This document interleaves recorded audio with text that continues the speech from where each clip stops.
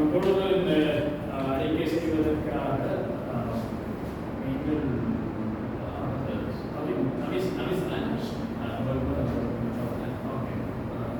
தமிழ் மொழி மூல சமய விடுமிய கல்வி அறநெறி பாடசாலை கலைக்கட்டத்திற்குள்ளான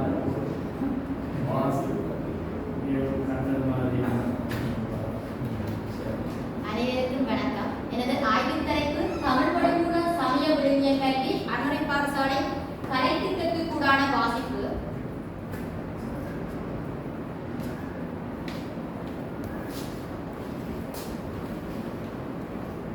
இந்த சர்டிபிகேட் எல்லாம் அல்லது டிஸ்கஷன் எல்லாம் சர்டிபிகேட்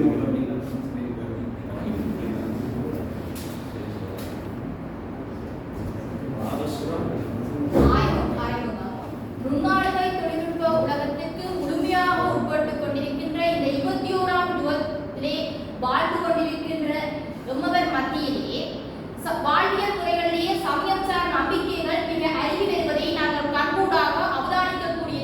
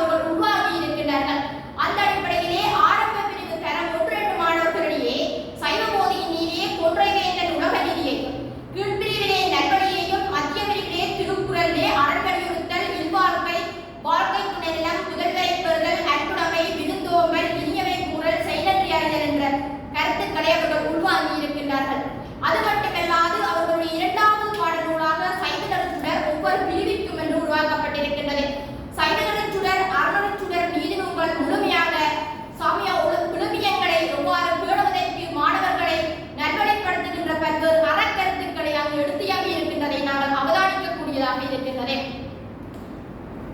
அடுத்ததாக 2020ஆம் ஆண்டு அறநிலை பாடசாலைக்கென முன்வைக்கப்பட்ட புதிய பாடத்திட்டத்திலே இந்த நற்சிந்தனை, பொன்மொழிகள், நீதிநூல் ஒப்புவித்தல் போன்ற நீதிநூலை அவர்களுடைய ஆரம்ப வகுப்பு ஆரம்பிக்கும் போது தியானம், பஜனை, அதன் பிற்பாடு இந்த நற்சிந்தனை, பொன்மொழிகள், நீதிநூல் ஒப்புவிப்பது என்பது கட்டாயமான ஒரு செயற்பாடாக அங்கு அமுல்படுத்தப்பட்டிருப்பதை நாங்கள் அவதானிக்கக்கூடியதாக இருக்கின்றது.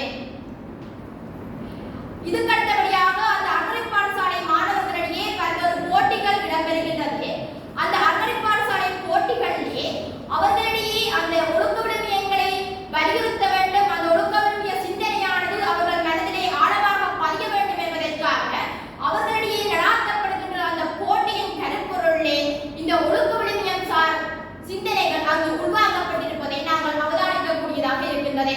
2015ஆம் ஆண்டு பேச்சு போட்டியிலே அன்பே சிவம் இந்து சமயத்தில் ஒழுக்க விழுமியங்கள் என்ற தலைப்பிலும், 2016ஆம் ஆண்டு பேச்சிலே வாய்மையின் சிறப்பு, உயிர்களிடத்தில் அன்பு வேண்டும் என்ற சிந்தனையிலும், சித்திரத்திலே ஒழுக்க விழுமியம் என்ற சிந்தனையிலும், 2017ஆம் ஆண்டு பேச்சிலே ஜீவகாருண்யம் என்றும், 2018இலே பேச்சிலே பிற உயிர்களை பேணுவோம் என்றும், 2019 கட்டுரையிலே ஒழுக்க விழுமியங்கள் அன்பு, அறம், ஒழுக்க விழுமியங்கள் என்றும், பின்னிசையிலே அன்பு, அறநெறி, உண்மை, பொய், சொல்லாமை போன்ற ஒழுக்க விழுமியங்களை வெளிப்படுத்தும் புராண சம்பவங்களும் உருவாக்கப்பட்டிருக்கின்றது. இது மட்டுமன்றி 2015ஆம் ஆண்டுக்கு பிற்பாடு ஒவ்வொரு பிரிவிற்கும் நீதிநூலானது உருவாக்கப்பட்டதன் பிற்பாடு நீதிநூல் மரணம் என்ற புது போட்டி ஒன்றை ஆரம்பித்து மாணவர்களிடையே அந்த நீதிநூலை முழுமையாக மரணம் செய்ய வைத்து அவர்களிடையே போட்டிகளை வைத்து அது பிரதேச மட்டம், மாவட்ட மட்டம், மாகாண மட்டம், தேசிய மட்டம் என்று அவர்களை அந்த போட்டியிலே அழைத்துச் செல்கின்ற ஒரு மெனப்பாங்கினை நாங்கள் அவதானிக்கக்கூடியதாக இருக்கின்றது.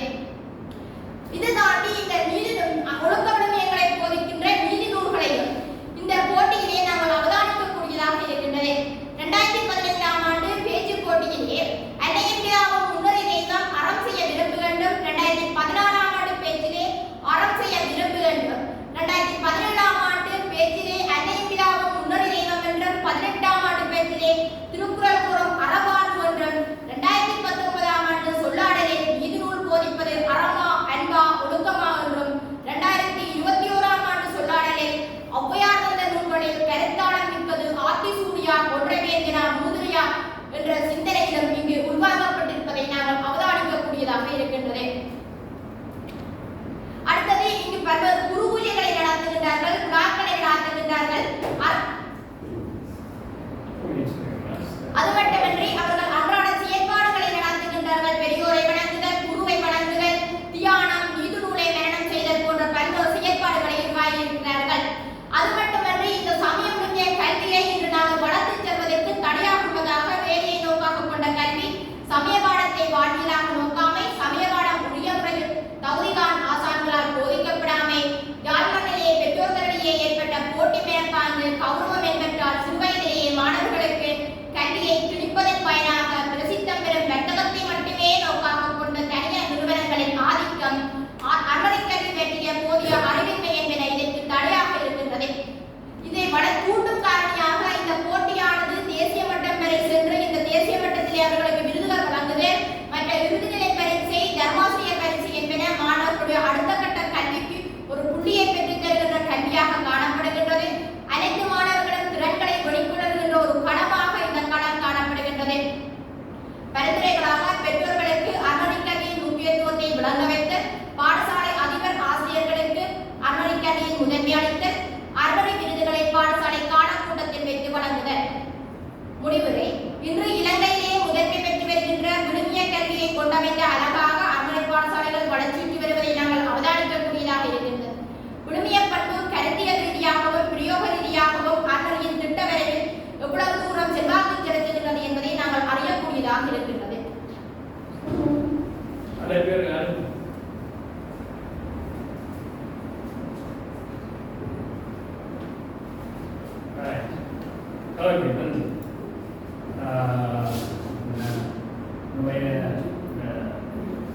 அளிக்கையினை சிறப்பாக வழங்கிய நபீசா அவர்களுக்கு நன்றி. நேர சுருக்கத்தை கருத்திலே கொண்டு வரலாம். எங்களுடைய நாங்கள் ஒரு 10 மணித்துளிகள் 10 10 நிமிடங்களுக்கு உங்களுடைய அறிக்கையினை வழங்க வேண்டும். இந்த 10 நிமிடங்கள் இறுதியிலே கலந்துரையாடலுக்கான நேரம் அமைக்கும். ஒவ்வொரு பேப்பருக்கு பிறகு